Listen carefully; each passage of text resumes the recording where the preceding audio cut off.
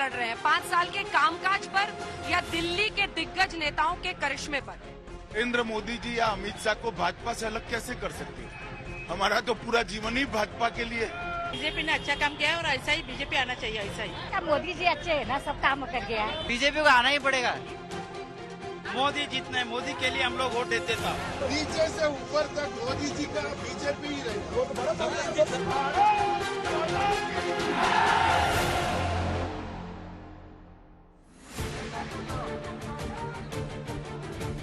राजनीति में एक ही सत्य है, जीत किसी भी कीमत पर। और कर्नाटक में जीत के लिए बीजेपी ने अपनी पूरी शक्ति झोंक दी है।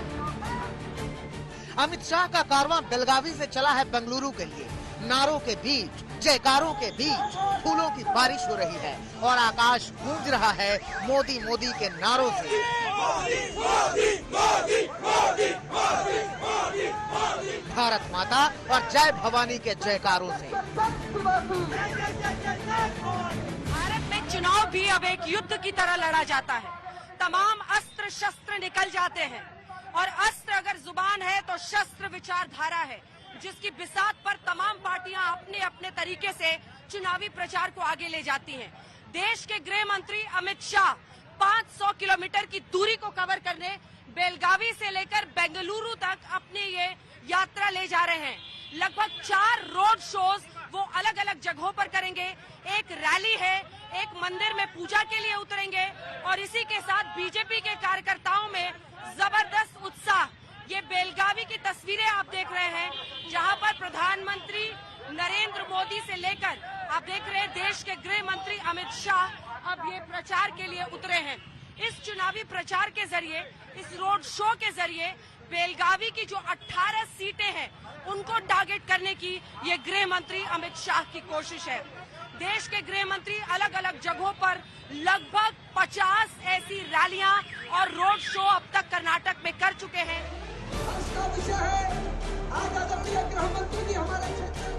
जिसके तरकश में जितने भी तीर हैं, सब चलाए जा रहे हैं।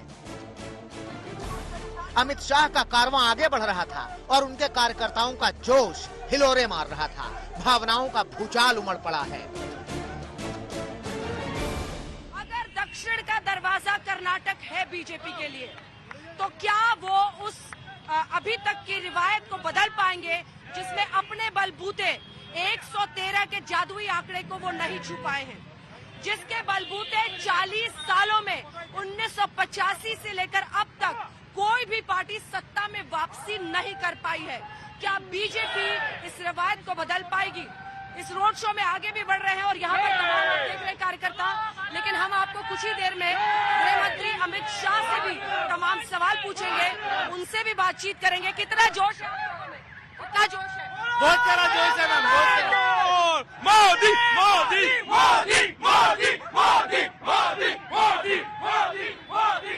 तो मोटरसाइकिल स्कूटर पे सवार है, रोड शो बेलगावी की सड़कों पर आगे चल रहा है।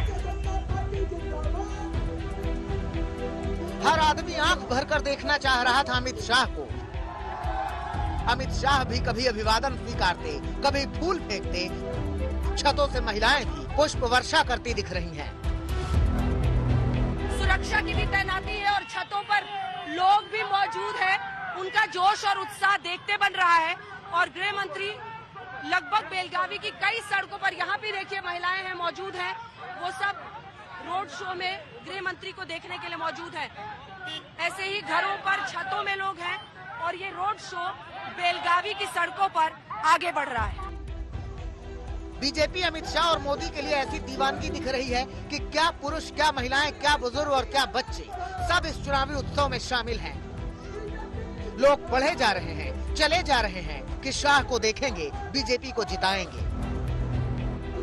बीजेपी के रोड शो में आप चल रहे हैं, आप रोड शो में बेटी को लेके जा रहे हैं? हाँ, हाँ? उसको भी मोदी का फैन है वो। हाँ? अमित शाह जी की फैन है। किसकी फैन हो आप?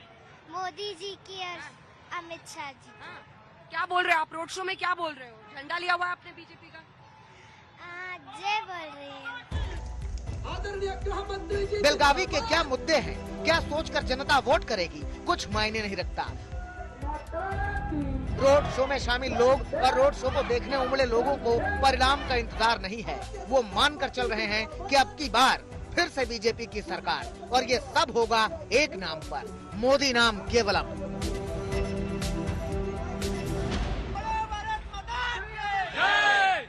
वंदे मातरम और भारत माता की जय के नारे ये रोड शो बेलगावी में आगे बढ़ रहा है और कई लोग सड़क किनारे भी मौजूद हैं, जो मुझे लगता है कि पार्टी से जुड़े हुए नहीं हैं। आप लोग यहाँ किसका रोड शो देखने आए? अमित शाह का। क्या सोच रहे हैं आप लोग? क्या इस वक्त आप लोगों के मन में मुद्दे हावी हैं? क्या नहीं, अभी शो चालू हुआ है, अभी देखने आए, उतना ही। बीजेपी आएगा जरूर, बीजेपी आएगा जरूर। बीजेपी पता है पहले? बीजेपी को आना ही पड़ेगा। क्यों? नहीं, बहुत जरूरत है ना, अभी आएगा जरूर। बीजेपी आना पड़ेगा। बीजेपी आया है वो तो हिंदुत्व है। वो जब बीजेपी नहीं आएगा हिंदुत्व का क्या वैल्यू नहीं है। उसके वजह से 100% बीजेपी आना ही बनता है। आप लोग बोलिए, आप लोग क्या सोचते हैं? रोड शो देखने आए? किसको देखना है? अमित शाह और अभय पटेल जी को। तो क्या सोच रहे हैं आप लोग? क्या लगता है? बीजेपी ने अच्छा काम किया है और ऐसा ही बीजेपी आना चाहिए, ऐसा ही। कन्नड़ नम्दु वोट मोदी बीजेपी। लोगों का उत्साह बीजेपी के मन को प्रसन्न कर रहा है। खुद अमित शाह को भरोसा है कि बीजेपी इस बार अपने दम पर कर्नाटक का रण जीतेगी। उन्हें भरोसा है कि जो कभी नहीं हुआ वो इस बार होगा। बीजेपी सत्ता में वापसी के लिए तैयार है, क्योंकि बीजेपी के पास डबल इंजन के दम का वादा है और तेज विकास का इरादा है, हिंदुत्व वाली सियासत है और सबसे बड़ी विरोधी कांग्रेस पर कई तरह के सवाल हैं। तो वाकई अगर चुनाव युद्ध है तो आप देख रहे हैं जिस स्तर पर भारतीय जनता पार्टी के तमाम दिग्गज नेता प्रधानमंत्री नरेंद्र मोदी और केंद्रीय गृह मंत्री अमित शाह बेलगावी में है। 500 किलोमीटर की दूरी बेलगावी से लेकर बेंगलुरु तक कवर कर रहे हैं, जिसमें 4 रोड शो, 1 रैली, मंदिर पूजन। अमित शाह जी, पहला सवाल आपसे यही, 113 सीटें अपने बलबूते बीजेपी नहीं जीत पाई है और 40 साल से कोई सत्ता में वापसी नहीं कर पाया है। कौन सी वो निर्णायक बातें आपको लगती है जिसकी वजह से आपको लग रहा है कि इस बार रिकॉर्ड टूटेगा? देखिए, आप भारतीय जनता पार्टी की इलेक्टोरल सफलता का विगत 9 साल का रिकॉर्ड देखिए, और दूसरा कई जगह हम रिपीट भी हुए हैं। नॉर्थ ईस्ट जैसे क्षेत्र में हम 2 बार सारी जगह पे सरकार बना ली है। उत्तराखंड में बनाए, यूपी में बनाए, बंगाल के अंदर 18 लोकसभा सीटें भी जीते, 77 विधानसभा भी सीटें। तो भारतीय जनता पार्टी के मोदी जी के प्रधानमंत्री बनने के बाद जो इलेक्टोरल विक्ट्री का रिकॉर्ड है। अमित शाह जी, आप किस बात पर लड़ रहे हैं? 5 साल के कामकाज पर या दिल्ली के दिग्गज नेताओं के करिश्मे पर? क्योंकि देखिए, पीएम हो, आप हो, लगभग 40 से 50 रैलियां तो आपने कर दी हैं। देखिए, दोनों को क्यों अलग कर रहे हैं? नरेंद्र मोदी जी या अमित शाह को भाजपा से अलग कैसे कर सकते हो? हमारा तो पूरा जीवन ही भाजपा के लिए है। तो जहां जहां भाजपा की लड़ाई है हम होंगे ही होंगे। मगर हमारे स्थानीय सरकार ने भी 4 साल में येदियुरप्पा जी और बसवराज मुंबई ने बहुत अच्छा काम किया है। पहली बार कर्नाटक को सर्वस्पर्शीय सर्वसमावेशक विकास का अनुभव हुआ है और मोदी जी की गरीब कल्याण की योजनाओं को डबल इंजन सरकार ने नीचे तक पहुंचा है। और कांग्रेस अभी भी तुष्टीकरण की राजनीति से बाज नहीं आ रही है। जनता इससे बहुत परेशान है। मैं भी इसी प्रश्न पर आना चाहती थी। कामकाज इतना अच्छा है तो विपक्षी पूछते हैं कि क्या आप हिंदुत्व के पिच पर इस बार सर चुनाव लड़ रहे हैं?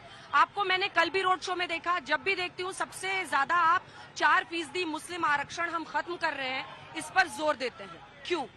इसलिए क्योंकि ये मुस्लिम आरक्षण गैर संवैधानिक था। संविधान की कोई भी धारा धर्म के आधार पर आरक्षण को सहमत नहीं है। और वो जो 4% दिया था वो जिनका अधिकार था उनका छीन कर दिया था। तो हमने सामाजिक न्याय को बरोबर करने का काम किया है और तुष्टीकरण की राजनीति का छेद उड़ाने का काम किया है। इसलिए हम इसको बता रहे हैं कि कांग्रेस किस प्रकार से यहाँ तुष्टीकरण की राजनीति करती। तुष्टीकरण की राजनीति 4% मुस्लिम आरक्षण हटाना नहीं है, 4% मुस्लिम आरक्षण देना तुष्टीकरण की राजनीति है, क्योंकि संविधान इसकी परमिशन नहीं देता। लेकिन क्या ये हिंदू वोट्स को कंसोलिडेट करने के लिए है कि लिंगायत, वोकालिंगा, एससी, दलित सब भूल जाइए, हिंदू वोट्स कंसोलिडेट हो? देखिए, जरा भी नहीं। आरक्षण देना मुस्लिम वोट कंसोलिडेट करने के लिए था, इसको हमने विफल किया। यूसीसी, यूनिफॉर्म सिविल कोड, क्या ये भी हिंदुत्व का एक पिच है? तो आप कहती है कि जवाहरलाल नेहरू, सरदार पटेल, राजा जी और कृपलानी जी ये सब हिंदुत्व के पुरोधा थे? यूसीसी संविधान के गाइडिंग प्रिंसिपल में रखा है और संविधान सभा ने रखा है। उस वक्त भारतीय जनता पार्टी का जन्म भी नहीं हुआ था। आपका तो ये कहना है कि जवाहरलाल जी कम्युनल थे, वो छोड़कर गए हैं। कांग्रेस ने जवाहरलाल जी की बात नहीं मानी है, हम मान रहे हैं। तो आप एक साथ पूरे देश में नहीं, राज्यों में अलग अलग ला रहे हैं, उसके पीछे क्या रणनीति है? देखिए, कोई रणनीति नहीं है। ये बहुत महत्वपूर्ण और बड़ा सामाजिक सुधार है। इस पर व्यापक बहस होनी चाहिए। ये कंकरन लिस्ट में है, राज्य और केंद्र दोनों का अधिकार है। पहले कुछ राज्यों में होगा, इस पर बहस छिड़ेगी, उसके बाद इसको अदालत की कसौटी पर भी खरा उतरना है और जब पूरे देश में एक व्यापक चर्चा हो जाएगी तब इस पर हम राष्ट्रीय स्तर पर भी सोचेंगे। तीसरा मुद्दा जो हिंदुत्व के पिच पर आप कर रहे हैं वो है जय Bajrang Bali. Bajrang Bali is equal to Bajrang Dal कैसे हो सकता है सर?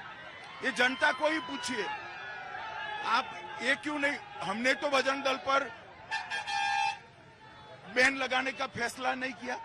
इसमें भी जो बजरंग दल पर बैन लगाने का फैसला है ये कांग्रेस की तुष्टीकरण की नीति का एक प्रकार। अब उल्टा पड़ा तो हम पर आरोप लगे। अगर वो न करते तो क्या होता? कुछ नहीं होता। मतलब उन्होंने चूक कर दी, आपने लपक लिया। लपक नहीं लिया है, ये होना ही था। कंसोलिडेशन अगर आप एक वर्ग का करना चाहते हो तो कभी भी एक और नहीं होता, दोनों साइड पर कंसोलिडेशन होता है। उनको करने से पहले मालूम होना चाहिए। चलिए, बेलगावी से आपको क्या उम्मीद है? पिछली बार 18 सीट, जिसके बाद अगली जगह पर बातचीत करेंगे। आप यहाँ से बेंगलुरु तक जा रहे हैं, क्या सोच है? मतलब ये डायरेक्ट रीच आउट और 18 में से 11 सीटें पिछली बार आई थी। 15 से 16 सीटों पर हम मिनिमम बेलगावी के अंदर जीतेंगे। 15 सीटें जी, 16 भी हो सकती है। जिस दमखम से गृह मंत्री अमित शाह पूरे प्रचार के दौरान हिंदुत्व वाला मुद्दा उठा रहे हैं, मुस्लिम आरक्षण के जरिए कांग्रेस पर तुष्टीकरण का आरोप लगा रहे हैं, उस शोर की गूंज आम लोगों तक भी सुनाई दे रही है। शाम के रोड शो में किनारे खड़े आम जन भी बता रहे हैं कि कर्नाटक के लिए बीजेपी क्यों जरूरी है। ऐसे ही ये पूरा रोड शो आप देखिए, रथ तक दोनों ही तरफ, आगे भी वैसे ही समुद्र है लोगों का बाइक पर और पीछे भी है। क्या सोच के दादा जा रहे हैं रोड शो? वो हमारा मोदी आने का सोच लेके जा रहा है हम लोग। कौन? मोदी सरकार आना। मोदी सरकार आएगा यहाँ पे? यहाँ पे तो सीएम कौन बनेगा? मोदी आएगा। मोदी बम्बई सर, बम्बई बम्बई साहब को मोदी अभय पाटिल साहब। अभय पाटिल। जब आप लोग उनसे जुड़े हुए हैं, आप बताइए क्या सोच के रोड शो में आए? बीजेपी के लिए कार्यकर्ता है आप? हाँ, कार्यकर्ता। प्लीज सेल्फी लूंगी। पहले बताइए, उधर देखिए, कैमरा देख रहे हैं आपको, बताइए रोड शो में क्यों आए हैं? हम बीजेपी के लिए आए हैं। दक्षिण कर्नाटक के बेलगावी इलाके में मराठी लोगों की भी अच्छी खासी तादाद है, लिहाजा शाह के कारवां के साथ जय शिवाजी जय भवानी का भी नारा गूंज रहा है।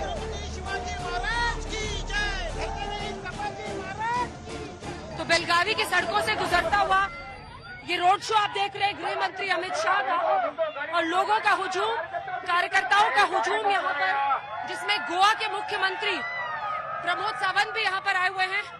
दरअसल अगर बेलगांव को आप देखेंगे तो अच्छी खासी तादाद में यहाँ गोवा के लोग, महाराष्ट्र के लोग हैं और इसीलिए जय शिवाजी के नारे लगते हुए आप यहाँ पर देख रहे हैं, क्योंकि कहीं न कहीं यहाँ पर लोगों के साथ ये देखिए जय जय जय जय जय शिवाजी के नारे लग रहे हैं, क्योंकि महाराष्ट्र कर्नाटक के हिस्सों में शिवाजी को लेकर बहुत सारी लोगों की भावनाएं हैं और इसीलिए गृह मंत्री के साथ आप देख रहे हैं रोड शो में। और एक और पोस्टर आपको दिखाना चाहते हैं, ये दिखाइए, बजरंगी मीपड़ बजरंगी, यानी मैं भी बजरंगी हूँ। बजरंग दल पर बीजेपी का आक्रमण कुछ इस अंदाज में पोस्टर्स के जरिए दिखाई दे रहा है, जिसमें एक तरफ ये रोड शो है, लोगों के हाथ में अगर बीजेपी का झंडा है तो मीपड़ बजरंगी मतलब मैं भी बजरंगी हूँ। ये संदेश एक इस मंच से देने की कोशिश है, क्योंकि बीजेपी को पूरी उम्मीद है कि इसी से बाजी पलटेगी और हिंदुत्व के नाम पर जो वोट्स का कंसोलिडेशन होगा उससे एक बहुत बड़ा असर इस बार लोगों के मतदान में होगा। सड़कों के किनारे फूल लिए महिलाएं शाह के स्वागत को तैयार दिखी। भरोसा 23 मई को भी ऐसी ही तैयारी का है। विश्वास एक बार फिर बीजेपी की बारी का है। आप लोग यहाँ पे खड़े हैं रोड शो के लिए, किसको देख रहे हैं? अमित शाह को, अमित शाह को, अमित शाह को देख रहे हैं। क्या सोच रहे हैं? फूल वूल लेके खड़ी हैं आप? फूल बरसाना है, स्वागत करना है, हमें स्वागत करना है। क्यों? अभी ये पहली बार आए ना, अभी बीजेपी का इलेक्शन है ना, इसलिए जोर से हमें बीजेपी चाहिए। क्यों चाहिए? है? क्यों चाहिए? वो भी क्या, मोदी जी अच्छे है ना, सब काम कर गया है। बीजेपी कार्यकर्ताओं की बाइक की कतार, मोदी की जयकार के साथ बेलगावी से अमित शाह का काफिला यूं ही राजधानी बेंगलुरु की ओर आगे बढ़ा। वो शहर जो कर्नाटक की सियासत का केंद्र बिंदु है और जिस पर विजय अभियान के लिए बीजेपी ने पूरा दम लगा दिया है।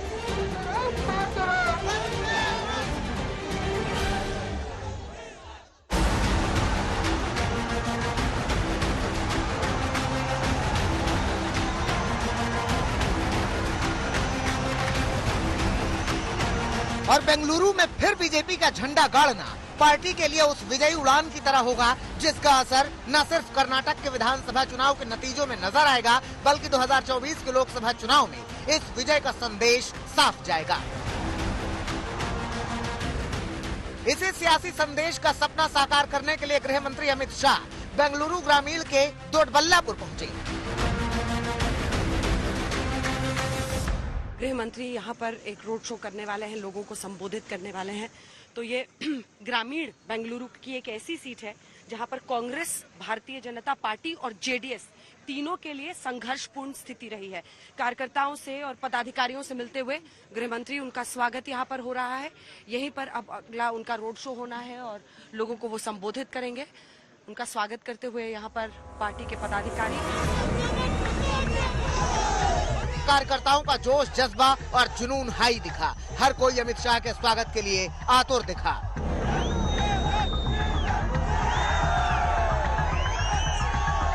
इस इलाके में राष्ट्रीय के साथ ही स्थानीय मुद्दों का भी जोर है। बीजेपी के विजयी अभियान के लिए ये क्षेत्र बेहद अहम है, क्योंकि जो कोई भी इस इलाके में बढ़त हासिल करेगा वो कर्नाटक का किंग बनने के रास्ते पर तेजी से आगे बढ़ेगा। ग्रामीण बेंगलुरु की एक ऐसी सीट है ये जिस पर लगातार पिछली 2 बार से कांग्रेस जीत हासिल करती रही है, 13 और 18 में, और इसीलिए इस बार कांटे की टक्कर, बड़ी लड़ाई बताई जा रही है। दोडाबल्लापुरा जिस सीट पर हम पहुंचे हैं ये ग्रामीण बेंगलुरु का हिस्सा है और इस बार कांटे की टक्कर इसे बताया जा रहा है। यही वजह है कि शाह के रोड शो में पहुंचा हर कार्यकर्ता जीत का दम भर रहा है। कर्नाटक में एक बार फिर बीजेपी सरकार लाने की बात कर रहा है। कार्यकर्ताओं को विश्वास है कि बीजेपी का जोरदार प्रचार 10 मई को मतदान में असर दिखाएगा। फिर से दक्षिण के सूबे में बीजेपी का परचम फहराएगा। गृहमंत्री अमित शाह का रोड देखने के लिए दोडाबल्लापुरा में ये तमाम महिलाएं पहुंची हुई है। किसका रोड शो देख रहे हैं? क्या सोच के यहाँ पर आए? क्या मन में? वो अमित जी आया है। हम बहुत खुश है इसके लिए। हम सुबह से वेट कर रहा है, एक बार देखने का है और हम देख लिया।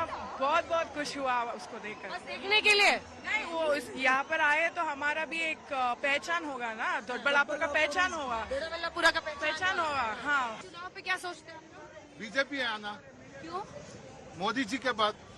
पर यहाँ तो सीएम का चुनाव होगा ना। सीएम, असेंबली, कुछ भी हो, अच्छा रहेगा तो चाहे वो ग्राम पंचायत का भी हो, नीचे से ऊपर तक मोदी जी का बीजेपी ही रहना। हाँ, आप सोच लीजिए आगे 13 तारीख पूरा बीजेपी का ही गवर्नमेंट इधर चालू रहेगा। ये आपको आज किसी ने दिया? नहीं, हम खुद लिया पैसा देके। देखिए ये ब्रांड ये हमारा खुद का पैसा के लिए लिया, खुद का मेहनत का पैसा में लिया है, कोई नहीं दिया है। धीरज मुंडा जीतना और बीजेपी कैंडिडेट आना, हमने बहुत पेट भर का खाना मिलेगा। हाँ, चुनाव को लेकर क्या सोचते हैं? बीजेपी आना चाहिए क्योंकि मोदी जी बहुत अच्छे हैं और यहाँ भी लोगों ने बहुत अच्छा काम किया। हमें अमित शाह देखने आया कि बीजेपी के बाद में बात करना, बीजेपी आना हमको। हाँ, अच्छा काम करता मोदी जी, उनका बाद में क्या की दूसरा आदमी क्या भी आता नहीं। हाँ, कौन भी आता नहीं, मोदी जी आना। हाँ, अभी किसको देखा? बीजेपी अमित शाह अमित शाह को देखा। अमित शाह क्या उनको देखने क्यों आए? अच्छा है नरेंद्र मोदी मोदी बीजेपी अच्छा है, अच्छा है।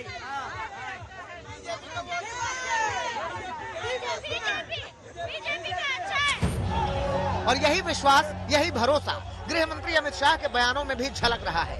अमित शाह फिर से जीत की बात कर रहे हैं, कांग्रेस के हर चुनावी हमलों का जवाब दे रहे हैं। तो डोडाबल्लापुरा जो ग्रामीण बेंगलुरु की सीट है उसमें अब रोड शो कर रहे हैं गृह मंत्री, और कांग्रेस यहाँ पर भी आपको कड़ी टक्कर दे रही है और माना यही जा रहा है कि पूरे राज्य में सर कड़ी टक्कर दे रही है।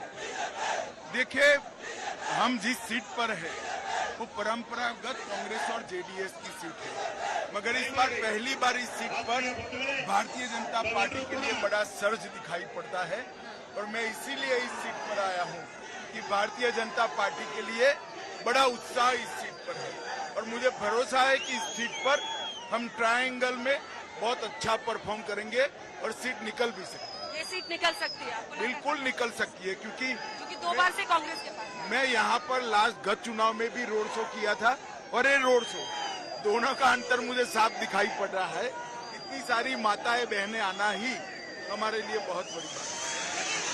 कांग्रेस सर आपको, आपके मुख्यमंत्री को सबसे ज्यादा घेर रही है, भ्रष्टाचार का मुद्दा वो उठा रहे हैं कि 40% पे सीएम है आपके। देखिए, आरोप लगाने से कोई भी मुद्दा किसी व्यक्ति या पार्टी को नहीं चिपकता है, इसके आधार में कोई ठोस प्रमाण देने पड़ते हैं। 40% का आरोप कांग्रेस पार्टी 2 साल से लगा रही है, परंतु इसके आधार में कोई एक भी केस नहीं है, एक भी एप्लीकेशन नहीं है, एक भी चार्जशीट नहीं, ना कोई केस पेंडिंग है। जनता ये तो समझ रही है, जबकि कांग्रेस के अध्यक्ष पर ईडी का चार्जशीट है। मैंने उनको चैलेंज किया, अगर चार्जशीट गलत है तब क्वेश्चन के लिए जाइए, मगर नहीं जाते, क्योंकि उनको मालूम है कि चार्जशीट क्रॉस नहीं होगा। वो ट्रायल फेस कर रहे हैं। क्यों? क्योंकि उनको जल्दी फैसला दीजिए। वो कहते हैं कि सर आपकी सारी एजेंसियां ताकत झोंकती है विपक्षी नेताओं के खिलाफ। आप तो सब मैंने यही कहा ना, अगर गलत आरोप है तो उन्होंने क्रॉसिंग करनी चाहिए कोर्ट के अंदर कि आरोप गलत है, मेरा चार्जशीट क्रॉस करिए, मगर उन्होंने एप्लीकेशन नहीं डाली है। इट मीन्स कि वो भी नहीं मानते हैं कि ये चार्जशीट गलत है। जो आरोप है उसमें आपके एक विधायक के घर से, उनके बेटे के घर से भी सर आपके लोकायुक्त ने ही पैसे पकड़े। ठीक है, हमने तुरंत उसको सस्पेंड कर दिया, उनको टिकट भी नहीं दिया। हमें उसको पार्टी का अध्यक्ष नहीं बनाया, कांग्रेस पार्टी ने उनको अध्यक्ष बना दिया, इनाम दिया है। ये कितना बड़ा घोटाला, इतना बड़ा पद दिया जाए। एक और मुद्दा जिस पर आप परिवारवाद पर पूरी कांग्रेस पार्टी को घेरते हैं, ये एक बार हिस्सा भी दिखा दीजिए। यहाँ आगे तक लोग इस रोड शो में मौजूद हैं और ये पूरी कतार आप देख रहे हैं रोड शो के जरिए। तो देखिए, छतों पर भी लोग खड़े हैं और बच्चे भी अपना वेव करके अपना समर्थन दिखा रहे हैं। विरासत और परिवारवाद की राजनीति पर सर आप उनको टोकते हैं, आप उनको घेरते हैं, लेकिन आपने भी तो येदियुरप्पा जी के बेटे को सीट दी, शिकारीपुरा से विजेंद्र को, उनके बेटे को। आपको भी उनको खुश करना पड़ता है। सिर्फ येदियुरप्पा जी के बेटे को नहीं, ढेर सारे नेताओं के बेटे, मगर हमने येदियुरप्पा जी के बाद इसके बेटे को सीएम नहीं बनाया। परिवारवाद किसको कहते हैं? जवाहरलाल नेहरू, इंदिरा गांधी, राजीव गांधी, विदेशी होने के बावजूद सोनिया गांधी, फिर राहुल गांधी और अब प्रियंका गांधी। ये पार्टी की कमाने ही इनके हाथ में। राजनीति में आना कोई बुरी चीज नहीं है, पार्टी ही एक परिवार की हो जाती है, तब दिक्कत आती है। क्या आपको लगता है कर्नाटक से दक्षिण का दरवाजा आपके लिए खुलेगा? केरल स्टोरी फिल्म आपके अध्यक्ष देख रहे हैं सर, बीजेपी के अध्यक्ष, और एक पूरा कार्यक्रम है केरल स्टोरी के जरिए आप एक बार फिर हिंदू मुस्लिम वाले इशू को उठा रहे हैं। नहीं, केरल स्टोरी ये चुनाव के से जोड़कर मत, एक सामाजिक समस्या है, सामाजिक समस्या का निरूपण, और मैं मानता हूं राजनीतिक क्षेत्र के हर कार्यकर्ता ने सामाजिक समस्याओं के सामने आंख मूंद कर नहीं रहना, इसका सामना करना चाहिए, इसका समाधान ढूंढना चाहिए, और उसको एक बार जन जागृति के लिए लोगों के सामने भी रखना। क्या आप बतौर गृह मंत्री कह रहे हैं कि लव जिहाद केरल में होता है? मैंने कोई शब्द प्रयोग नहीं किया, मगर ये सामाजिक समस्या है, हम सब जानते हैं, आप भी इसको इनकार नहीं कर सकते। ये सामाजिक समस्या है, जनता को जागरूक करना। ठीक है, अब आगे के हिस्से में जब जाएंगे हम लोग अगली सीट पर, जो कि अर्बन बेंगलुरु में है, शहरी इलाके में है, वहां पर फिर गृह मंत्री से बातचीत होगी। लेकिन एक बार फिर से आपको तस्वीरें दिखाते हुए आगे बढ़ते हैं। गृह मंत्री लोगों के संपर्क, छतों पर देखिए लोग मौजूद हैं और आम लोग किस तरह से गृह मंत्री से जुड़ रहे हैं उसकी तस्वीर आप इस रोड शो में देख रहे हैं। ऐसे ही लगभग आगे इस पूरी सड़क पर अगर आप देखें तो ये रोड शो के जरिए कर्नाटक के अलग अलग हिस्सों में बीजेपी की कोशिश है आउटरीच की और एक संपर्क सीधा आम आदमी से साधने की। अमित शाह का कारवां जैसे जैसे आगे बढ़ता गया, लोगों का जोश भी बढ़ता गया। लोगों ने अपने नेता का भव्य फूलों की माला से स्वागत किया, बीजेपी की बड़ी जीत का वादा किया। टोडाबल्लापुरम में इस तरह से संतरों का एक माला बनाया गया है और वो माला गृह मंत्री अमित शाह को पहनाया गया था क्रेन से, और क्रेन से पहनाने के बाद फिर उस माले को साइड में कर दिया गया है और फिर ये रोड शो आगे चल रहा है। तो नायाब तरीकों से, हालांकि अगर टोडाबल्लापुरम जो ये ग्रामीण इलाका है बेंगलुरु का, यहाँ पर किसान बहुत हैं, खेती बहुत होती है, इसी के साथ मिल्क एंड सिल्क कहा जाता है, दूध और खास तौर पर सिल्क की साड़ियों के लिए ये क्षेत्र, ये गांव, ये इलाका पूरा बहुत जाना जाता है। और यहाँ पर भारतीय जनता पार्टी जो कि अभी तक अपनी पैर नहीं जमा पाई है, उसमें गृह मंत्री अमित शाह की एक कोशिश है कि यहाँ पर किसी तरह से अपनी नींव बनाई जाए और जनता को अपने साथ किया जाए। एक बार फिर यहाँ से वो नजारा आपको दिखाते हैं। कुछ इस अंदाज में क्रेन से ये माला उनको पहनाया गया था और फिर अब उनका काफिला आगे बढ़ा। रास्ते में कई जगहों पर शाह रुके, लोगों का अभिवादन किया, बीजेपी की जीत के लिए अपने अंदाज में भाषण दिया। हर शख्स से बीजेपी के लिए दम लगाने की बात कही, हर शख्स से 50 लोगों को फोन कॉल करने की अपील की। आप इसको जिताना चाहते हो क्या? जरा जोर से बोलो, चाहते हो? 5-10 हजार लोगों से जीत नहीं मिलती है, क्या करोगे? आइडिया बताऊं एक? कितने लोगों के पास मोबाइल है? जरा हाथ ऊपर करो, मोबाइल कितने लोगों के पास है? सभी के पास है ना? ये रोड शो समाप्त होने के बाद 3 घंटे में हर एक व्यक्ति 50 फोन हमारे प्रत्याशी को जिताने के लिए करेगा। करेंगे क्या? पक्का? मोबाइल टावर जैम हो जाना चाहिए, हो जाएगा? देखो, माता को, पिता को, भाई को, भाभी को, काका को, काकी को, फूफा को, फूफी को। अरे भाई, आप तो हिंदी भी समझ लेते हो। तो 50-50 फोन करोगे? करोगे? जिताओगे? कमल के निशान पर बटन दबाओगे? डबल इंजन सरकार बनाओगे? 24 में मोदी जी को फिर से प्रधानी बनाओगे? अमित शाह का प्रचार इसी जोरदार तरीके से आगे बढ़ा। हर कोई अपने नेता की एक झलक पाने को बेताब दिखा। सिर्फ विधायकों के लिए वो प्रचार नहीं कर रहे, बल्कि इसी के साथ 2024 के लिए भी वो प्रधानमंत्री नरेंद्र मोदी को समर्थन देने का वादा साथ में लेकर चल रहे हैं।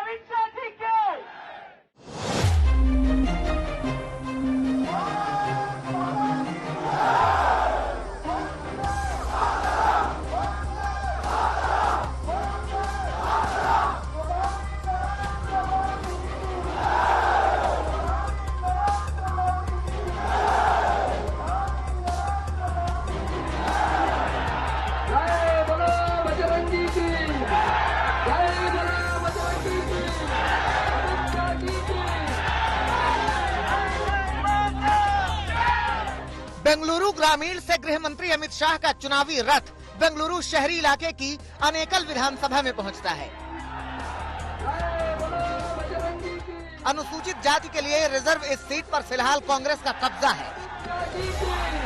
शहरी बेंगलुरु के अब हम अनेकल सीट पर पहुंच गए हैं। गृह मंत्री अमित शाह को आप देख रहे हैं और यहाँ पर एक बार फिर शाम का पहर हो रहा है। कई सभाएं करने के बाद वो पहुंचे अनेकल और यहाँ पर ठीक सामने अगर आपको दिखाएं तो वहां पर लोग पहले से उनका इंतजार कर रहे हैं और यहाँ पर पार्टी के तमाम लोग हैं जो उनके स्वागत के लिए तैयार हैं।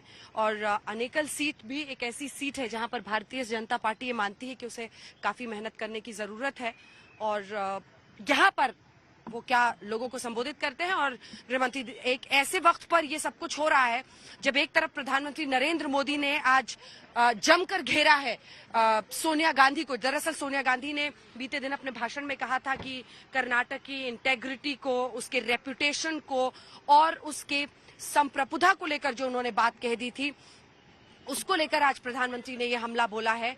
और उन्होंने आज यहां तक कहा है कि क्या कर्नाटक को कांग्रेस पार्टी भारत से अलग मानती है, क्या लोगों को उकसाने के लिए इस तरह की बात की जा रही है। ऐसे वक्त पर ही ये काफिला अब गृहमंत्री का पहुंचा है अनेकल। और आइए आपको लिए चलते हैं अब रोड शो। अमित शाह के प्रचार के दौरान उमड़ा लोगों का हुजूम, एक झलक पाने की होड़, काफिले पर बरसते फूल और नारेबाजी,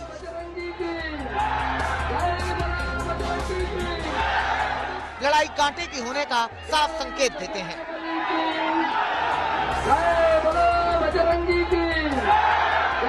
बेंगलुरु का शहरी इलाका होने की वजह से यहाँ का मतदाता सबसे ज्यादा जागरूक है।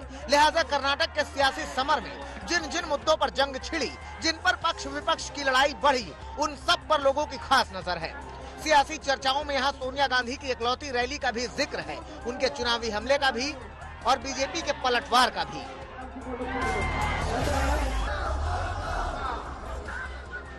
कर्नाटक में चुनाव प्रचार के दौरान यूसीसी का भी मुद्दा उठा तो द केरल स्टोरी के बहाने लव जिहाद वाला विवाद भी छिड़ा। लेकिन गाली पॉलिटिक्स ने कर्नाटक में राजनीतिक हमलों को अलग ही रंग दे दिया। दोनों ओर से एक दूसरे पर जबरदस्त वार हुआ, एक दूसरे पर आरोप लगाया गया। गाली वाला मुद्दा बार बार उछाला गया।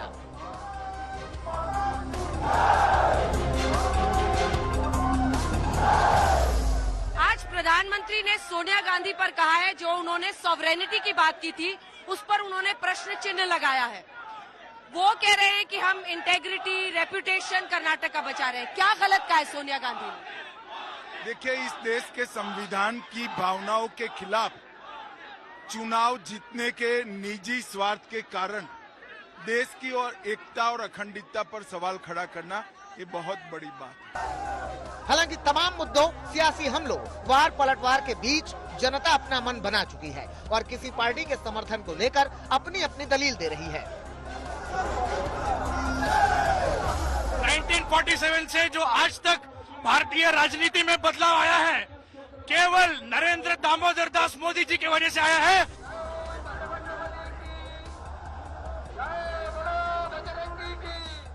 कर्नाटक में 10 मई को मतदान होने हैं और 13 मई को नतीजे आने हैं। आखिरी दौर के प्रचार में अमित शाह ने भी मैराथन रोड शो के साथ जोरदार प्रचार किया।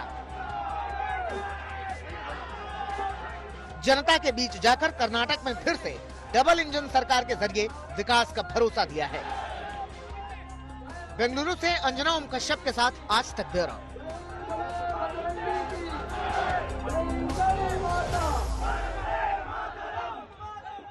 कर्नाटक अगर भारतीय जनता पार्टी के लिए दक्षिण का दरवाजा है और यहीं से आगे का रास्ता निकलेगा, तो पूरी ताकत झोंकते हुए भारतीय जनता पार्टी के शीर्षस्थ नेता दिख रहे हैं, जिसमें प्रधानमंत्री नरेंद्र मोदी से लेकर देश के गृह मंत्री अमित शाह, जिनके साथ आज दिन भर हमने कर्नाटक में लगभग 500 किलोमीटर की दूरी पर अलग अलग जगहों पर रोड शो इनके साथ देखा है। लेकिन परीक्षार्थी एग्जाम के लिए आता है तो कई बार उसको ये भय सताता है कि कैसी परफॉर्मेंस रहेगी, तो वो बजरंग बली को याद करता है। क्या बीजेपी बजरंग बली के सहारे इस बार चुनावी मैदान में आखिरी वक्त में ये मान रही है कि आप ऐसी ताकत झोंक रहे हैं कि बजरंग बली नैया पार लगा देंगे? देखिए अंजना जी, यहां उल्टा हुआ है। हमने याद नहीं किया है, कांग्रेस ने याद किया है। आप मुझे एक बात बताइए, अगर कांग्रेस अपने घोषणा पत्र में बजरंग बली को अपमानित करने वाली ये बात न रखती तो क्या मुद्दा होता? उन्होंने तुष्टीकरण कर वोट कंसोलिडेशन के लिए ये प्रयास किया, मगर जब कंसोलिडेशन के लिए कोई एक प्रयास करता है तो कंसोलिडेशन एक और का नहीं होता है। शायद कांग्रेस वालों के गणित में ये नहीं रहा, अब इनके हाथ में बात नहीं रही। लेकिन आपने भी तो मुस्लिम आरक्षण एन वक्त पर सर चुनावों के पहले कहा कि हम इसको खत्म करेंगे। देखिए, मुस्लिम आरक्षण पर भारतीय जनता पार्टी वो कह रहे 6% देंगे। पहले एक बात सुनिए ना, मुस्लिम आरक्षण पर भारतीय जनता पार्टी का स्टैंड बहुत स्पष्ट है, आज से नहीं दशकों से तय है। इसमें हमारा छुपा हुआ स्टैंड ही नहीं है। इस देश के संविधान के हिसाब से धर्म के आधार पर आरक्षण हो ही नहीं सकता, और ये भारतीय जनता पार्टी का स्टैंड नहीं है, संविधान का स्पिरिट। वो गलत था, ये बात ठीक है कि हमें इसको रद्द करने में थोड़ी देरी हो गई, परंतु हमारा स्टैंड कोई आज का नहीं है। ये राजनीति में हमारा स्टैंड बहुत पुराना है, क्योंकि ये संविधान की स्पिरिट, जो मुस्लिम आरक्षण देना चाहते हैं वो संविधान के स्पिरिट के हिसाब से बात नहीं कर रहे हैं, वो एपीसमेंट की पॉलिटिक्स कर रहे हैं, वोट बैंक की पॉलिटिक्स। भारतीय जनता पार्टी का तो अगर हम मूल बिंदुओं पर जाए तो 3 बातें आप लोग हमेशा कहते थे, राम मंदिर, अनुच्छेद 370 और आपका भाषण देश की संसद में अनुच्छेद 370 के दिन कि हम इसको खत्म कर रहे हैं, और तीसरा मुद्दा यूनिफॉर्म सिविल कोड। लेकिन गृह मंत्री जी, क्या बात है कि बीजेपी राज्यों में इसको धीरे धीरे ला रही है? उत्तराखंड हो, हिमाचल, तमाम जगहों पर आपने जिक्र किया है, गुजरात में भी, अब कर्नाटक में भी चुनाव के टाइम मैनिफेस्टो में कर रहे हैं। गृह मंत्री को देश भर में एक साथ यूसीसी लाने से क्या रोक रहा है? ऐसा है कि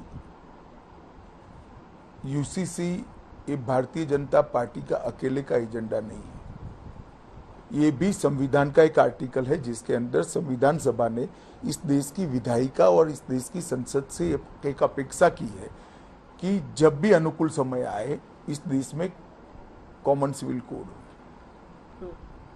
अब ये संविधान के स्पिरिट को भारतीय जनता पार्टी ने सालों से अपने चुनावी एजेंडे में रखा, और ये बहुत महत्वपूर्ण बदलाव है, बहुत महत्वपूर्ण कानूनी बदलाव है, क्योंकि ये राज्यों और केंद्र का साझा विषय है, कंकरन लिस्ट में है, इसलिए राज्य भी कर सकते हैं, केंद्र भी कर सकता है।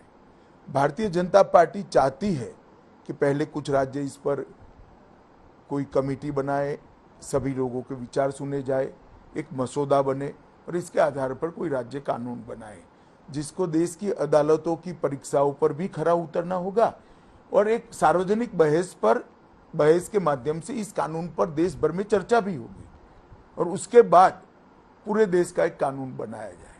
इतना बड़ा परिवर्तन एक सार्वजनिक बहस के बाद करना ही देश के लिए उचित होता है। इसलिए भारतीय जनता पार्टी ने उत्तराखंड, उत्तर प्रदेश और गुजरात 3 जगह पे कमेटी बनाई है।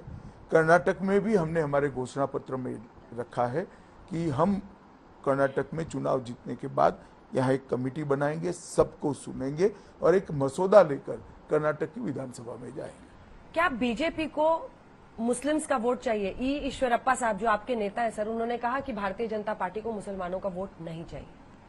बतौर गृह मंत्री आपको क्या लगता है? तुरंत ही भारतीय जनता पार्टी ने प्रेस स्टेटमेंट दे दिया है कि इनके व्यक्तिगत विचार है। अब आते हैं सोनिया गांधी के उस मुद्दे पर सर, जो कि देश में काफी बड़ा हो रहा है। बीजेपी और प्रधानमंत्री ने भी उस पर बोला है, जो उन्होंने सार्वभौमिकता, सॉवरेनिटी का इशू कर्नाटक का उठाया है। यहाँ पर कन्नड़ आइडेंटिटी को लेकर, मराठी आइडेंटिटी को लेकर कई जगहों पर, आप भी जिन इलाकों से गए हैं, बेलगावी में भी है, बीजेपी इसको बड़ा इशू बना रही है क्या? वो जो उन्होंने सॉवरेनिटी की बात कही है, ये बीजेपी का इश्यू नहीं है, देश का इश्यू है, देश की संसद का इश्यू है। देश की सार्वभौमिकता के अंदर हमारे संविधान को इतने खूबसूरत तरीके से बनाया गया है कि सब राज्यों की आइडेंटिटी को सुरक्षित करने की प्रोविजन है।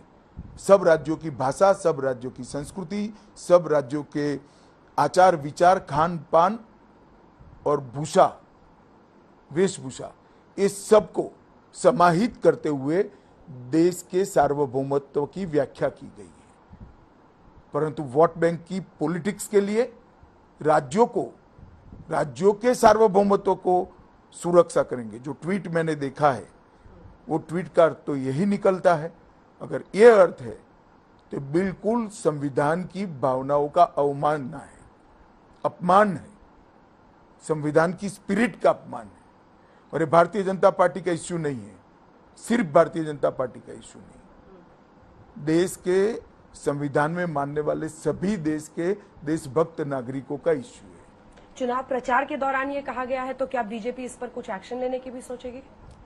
एक्शन क्या होंगे, कैसे होंगे, मुझे मालूम नहीं है। मैंने अभी इसकी पॉसिबिलिटीज या इस पर किसी से चर्चा नहीं की है, परंतु हर देशभक्त व्यक्ति ने इस बयान की घोर निंदा करनी चाहिए। तो आपको लग रहा है कि बजरंगबली के बाद ये तीसरा इशू मिल गया है आपको? नहीं, इशू का सवाल नहीं है। आप हर चीज को क्यों वोट के दायरे में देखती? पॉलिटिक्स में तो हम हैं। आप काहे को पॉलिटिक्स कर रही हो? ये देश की संविधान की स्पिरिट के अपमान का सवाल है। इससे पहले भाषा को लेकर भी बीजेपी बहुत आक्रामक हुई थी। जब मल्लिकार्जुन खड़गे ने कहा था, फिर उनके बेटे ने भी प्रधानमंत्री के लिए अपशब्द कहा था। तो ये भी एक इशू क्या इस बार? ये 3 इमोटिव इश्यूज आपके लिए सबसे बड़े दिखते? देखिए, ये पहली बार नहीं हुआ है कि कांग्रेस के वरिष्ठ नेता प्रधानमंत्री जी के लिए ओछी भाषा का प्रयोग करें। सोनिया जी ने भी करा है, राहुल जी ने भी करा है, प्रियंका गांधी ने भी करा है। ढेर सारे कांग्रेस के नेता अलग अलग समय पर प्रधानमंत्री जी के लिए ओछी भाषा का प्रयोग करें। कोई मर जाने तक की बात कर देता है, परंतु जितनी बार भी ऐसे प्रयास उन्होंने किए, हर बार प्रधानमंत्री जी के प्रति लोगों का सम्मान बढ़ा है और भारतीय जनता पार्टी और मजबूत हुई है।